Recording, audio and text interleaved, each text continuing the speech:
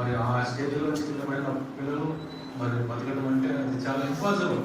దేవుడు తన మహాకృపను చూపించి నిలిపి మన తీసుకొని వచ్చి ఒకసారి గట్టిగా చెప్పండి.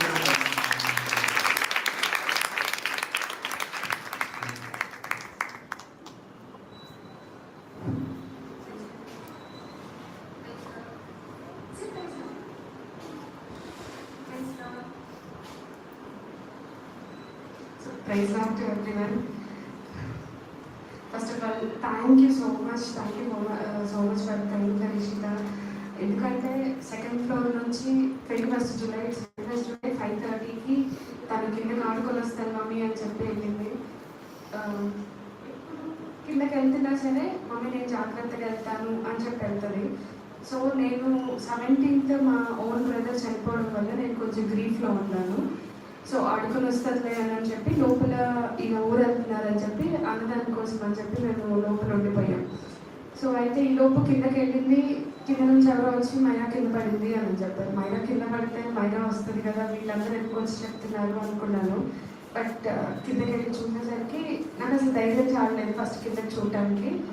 ఈయన వెళ్ళేసరికి పాపలు ఎత్తుకుని ఉన్నారు, మొత్తం ఫుల్ షర్ట్ అంతా బ్లడ్ వచ్చేసింది. ఈయనేమో పల్స్ ఉంది, హాస్పిటల్కి తీసుకెళ్దాం అంటున్నాడు. పల్స్ ఏంటి, అసలు ఏమైంది నాకు అసలు అప్పటికి నా బ్రెయిన్ అంతా కొలాప్స్ స్టేజ్లో ఉంది.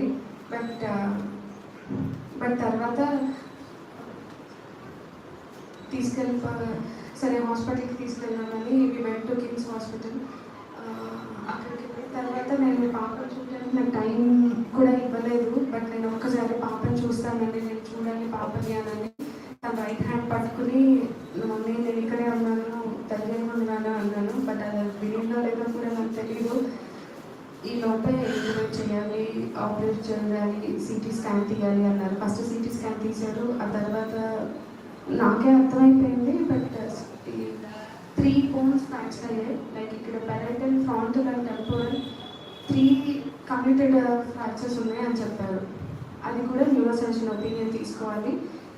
వి try to make the operation అని అన్నారు. సరే మీరు ఏదైనా చేసి ఆపరేషన్ చేయండి ఫస్ట్ అని చెప్పాను.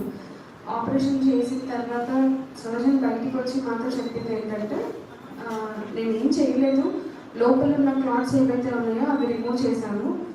I don't want to disturb the other body. అప్పటికే బ్రెయిన్ మొత్తం ఇట్లా కంప్రెస్ అయిపోయింది. ఇండైరెక్ట్గా వాళ్ళు ఏం చెప్పారంటే మేము చేయాల్సింది చేశాము, ఛాన్సెస్ ఆర్ వెరీ లెస్.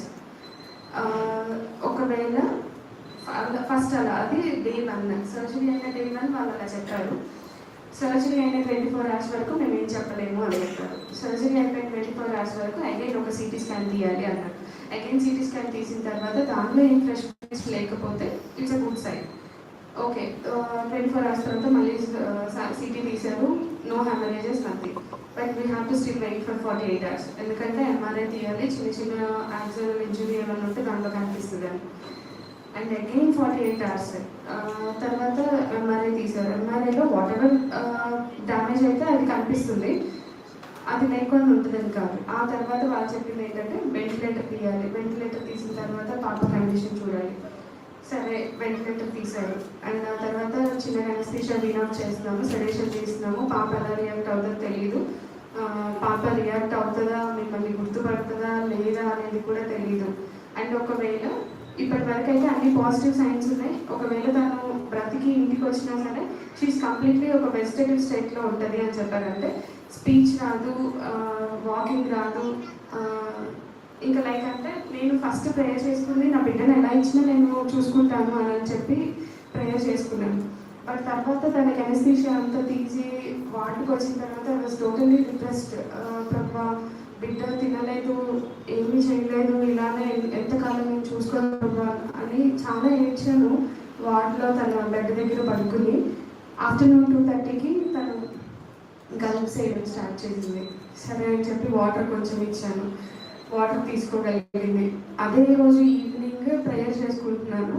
అదే రోజు ఈవినింగ్ చిన్నగా ఫుడ్ తినగలిగింది, దోశ. డాక్టర్స్ చాలా ట్రై చేశారు తనకి ఫుడ్ తినిపించాలి, సిరంజెస్తో వాటర్ ఇవ్వడం, కానీ ఏమీ తీసుకోలేదు. నేను ప్రేయర్ చేసుకుని తనకి వాటర్ ఇవ్వడం, ఫుడ్ ఇవ్వడం చేస్తున్నాను. షీస్ కంప్లీట్లీ లైక్ ఈ మజిల్స్ అన్నీ స్పామ్ అయిపోతే ఓపెన్ చేయడానికి అవ్వదు అన్నారు. సరే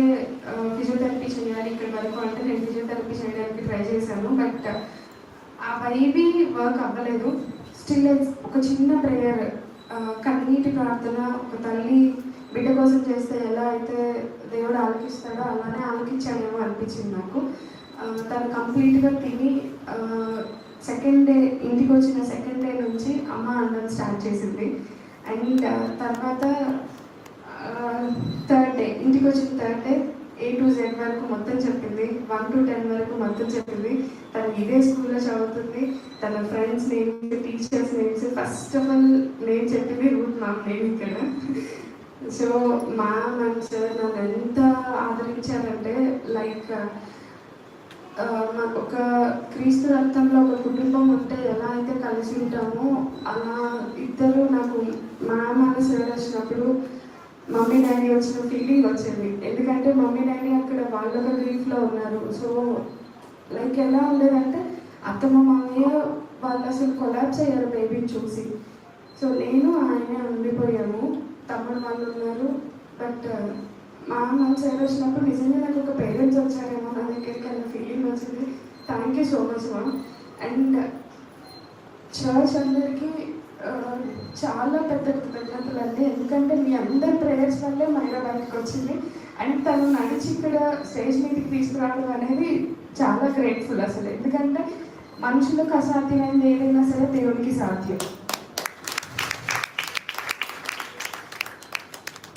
సో మైరా విషయంలో అది మాత్రమే జరిగింది. తన కంప్లీట్ రికవరీ కోసం అండ్ తను త్వరలో స్కూల్కి వచ్చి అందరితో ఆడుకునేలాగా మీరందరూ ఇంకా తన కోసం ప్రేయర్ కంటిన్యూ చేయండి. అండ్ హూఎవర్ మైరా కోసం హెల్ప్ చేసిన, ప్రేయర్ చేసిన ప్రతి ఒక్కరికి యేసుక్రీస్తు నామములో ప్రతి అందరికీ వందనాలు తెలియజేస్తున్నాను.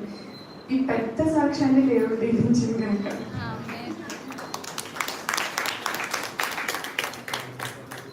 ఆశ్చర్యకార్యాలు చేశారు దేవుడు. చూసారా, మరి డాక్టర్స్ వాళ్ళ హోప్స్ వదిలేశారు.